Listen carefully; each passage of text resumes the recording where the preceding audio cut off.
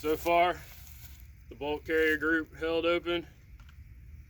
About to charge another magazine, test it. This is the 18-inch heavy barrel FN cold hammer forged chrome line. Have the Geissele ACH charging handle. It's the one that doesn't come out as far, so it doesn't snag. Airborne. On top of a Recluse spikes lower with Geissele Ssa Trigger, which I'm coming to kind of like it better than the SSAE. It's still very light while more controllable. It's not too light. People rant and rave about the SSAE.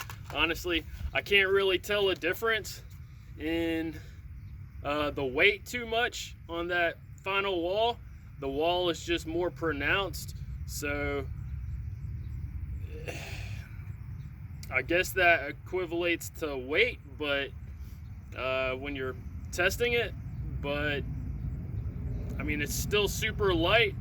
The two-stage trigger obviously assists with the accuracy for prepping, and I don't know, I've got the SSAE trigger and I've got this SSA trigger, and honestly I like the SSA trigger better. Let's go.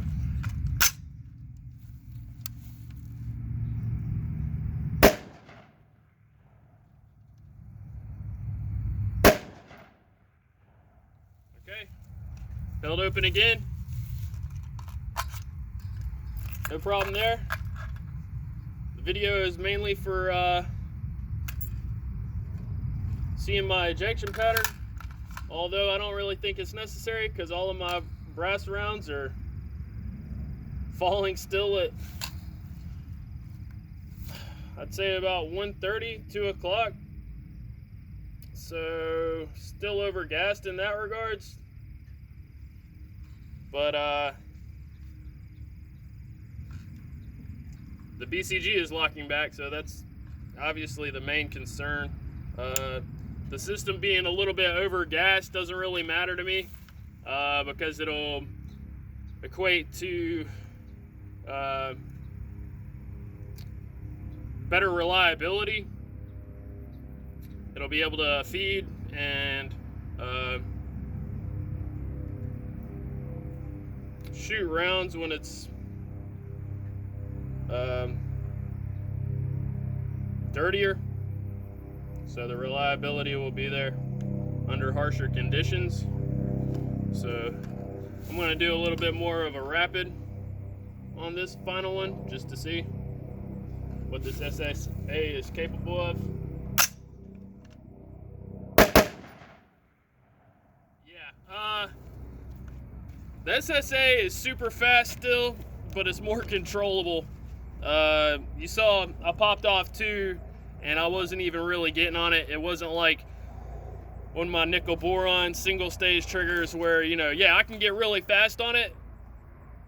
As fast, I would say, but maybe as fast. This might be, you know, milliseconds faster. But yeah, this thing is really, I really like this SSA trigger. So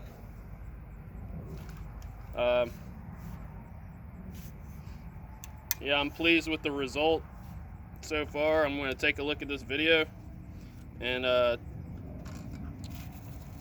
closer inspect the ejection pattern, but I'm pretty sure it's the same as it was for the most part. Tossing them out at about so I'm aiming here. My brass is right there. So